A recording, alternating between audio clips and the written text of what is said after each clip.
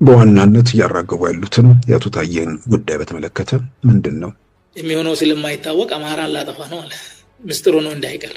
አብይ እኮ የኦሮሞን ህዝብ ለአንድ ሺህ ዓመት እንዳይመለስ አድርጌ ሰብረዋለሁ ያለ መሪ ነው። እሱ እኮ ወለጋ ነው አለ። የወለጋ ሰው እንዴት ታምናለህ?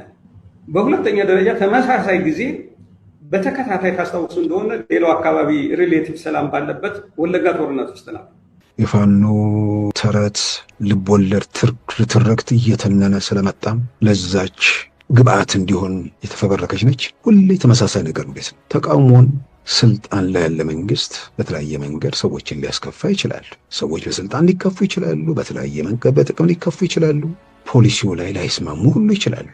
የማይገርመኝ ሁል ጊዜ ለተቃውሞ ችግሩ የብሔር ስለሆነ የኢትዮጵያ ፖለቲካ አማራን አጠፋለሁ አለ፣ ኦሮሞን በታትነዋለሁ አለ፣ ትግሬ እንዲያደርጋለሁ አለ። ጠቅላይ ሚኒስትሩ ከጣሊያን የመጡት ግራ የሚገባ ነገር ነው። የሁሉም እንዲህ ሊያደርግ ነው።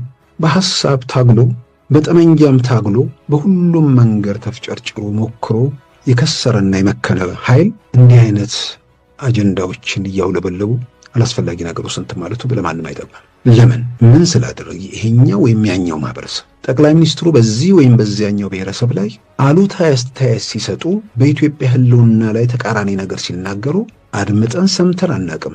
ዛሬ ይህንን የሚያውለበልቡት በየቦታው ያሉ ሰዎች ጀዋርን ጨምሮ በሌላው ማህበረሰብ በሌላው ብሔረሰብ በኢትዮጵያ ላይ የጠላትነት ቅስቀሳ ሲያደርጉ የነበሩ ሰዎች ናቸው።